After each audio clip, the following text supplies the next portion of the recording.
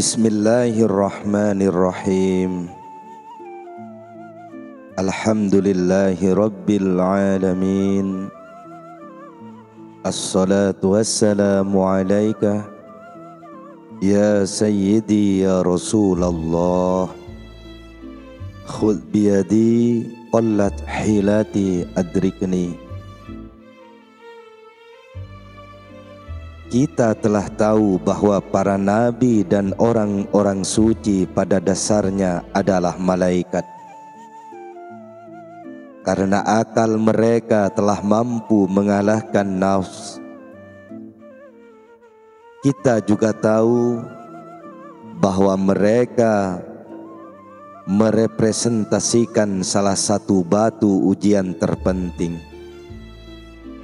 Jika seseorang dapat meneladani dan mengikuti petunjuk mereka, hal itu berarti akalnya telah mampu mengalahkan nafs. Tetapi tentu saja ia tidak mungkin sampai pada makom yang mereka miliki, di mana akal mereka telah benar-benar mengalahkan nafs tanpa melalui jerih payah dan perjuangan rohani. Salah satu ajaran terpenting Rumi berkaitan dengan hal ihwal para nabi dan orang-orang suci, serta pentingnya mengikuti petunjuk mereka. Kisah-kisah yang ada dalam Mathnawi sebagian besar berkaitan dengan tema ini, dan beratus-ratus ghazal dalam diwan berisikan pujian terhadap orang-orang suci, khususnya Syam'i Tabrizi. Para rasul adalah orang yang menerima pesan bagi seluruh umat. Orang-orang suci adalah mereka yang mengikuti salah satu dari para nabi dan mencapai kesempurnaan dalam memenuhi panggilan yang disampaikannya. Singkatnya, dapat dikatakan bahwa para nabi menerima wahyu dari Tuhan, baik berkaitan dengan bentuk maupun makna. Kitab suci dengan seluruh ajarannya dan teladan-teladan serta peribadatan yang dijalankan oleh nabi adalah bentuk,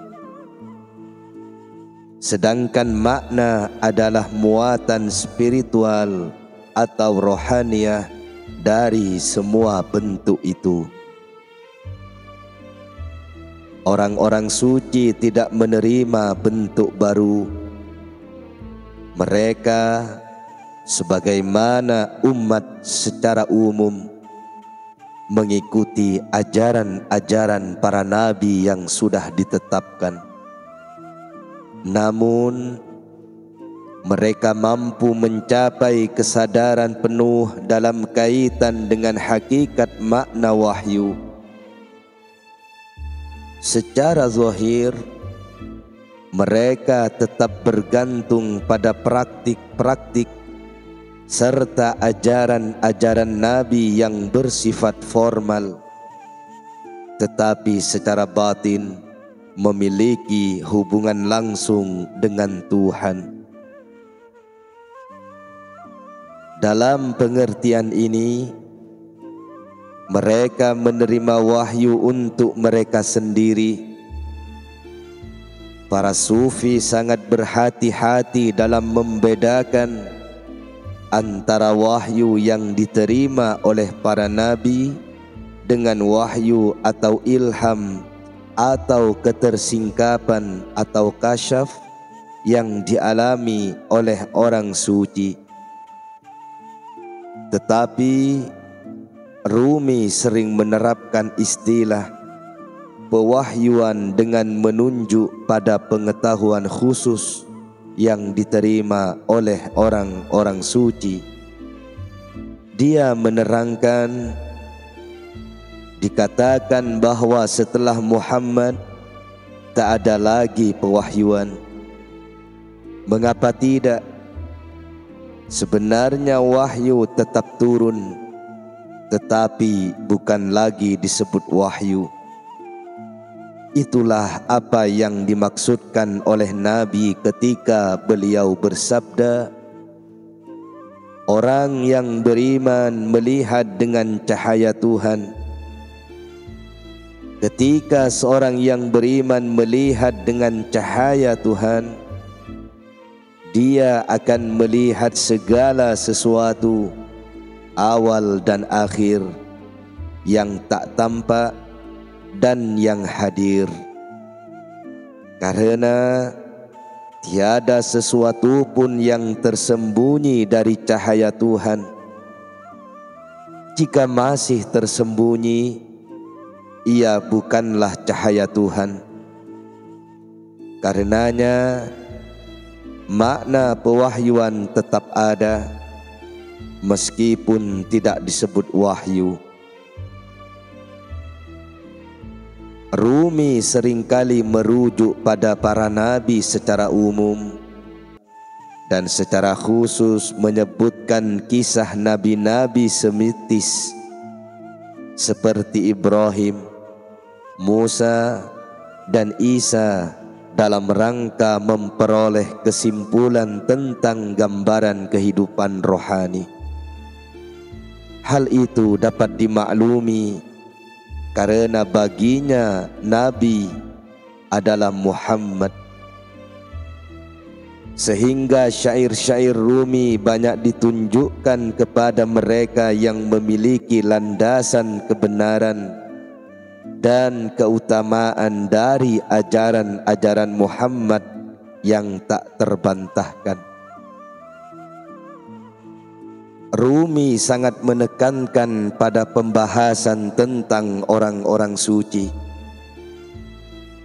karena menurutnya para nabi dan orang-orang suci pada dasarnya adalah satu substansi.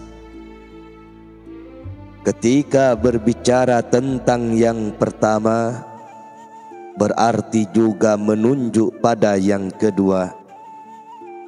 Dia terus menekankan pentingnya mengikuti para nabi, yang juga berarti harus mengikuti orang-orang suci. Menurut sabda Nabi, orang tua di tengah-tengah masyarakatnya seperti Nabi di tengah-tengah umatnya. Sebutan orang tua atau syekh menduduki tempat utama dalam ajaran-ajaran Rumi.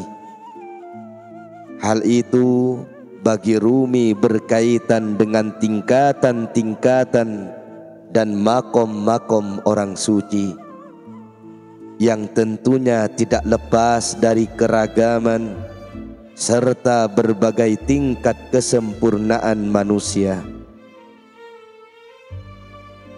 Hanya para syekhlah yang benar-benar mampu menggantikan Nabi, karena hanya merekalah yang memiliki otoritas dan kebenaran untuk membimbing para salik dalam menempuh jalan rohani. Meski Rumi tak henti-hentinya menganjurkan supaya mengikuti syekh, tetapi dia menambahkan supaya jangan terlalu antusias, sebab ada di antara mereka yang mengaku syekh tetapi sesungguhnya bukan.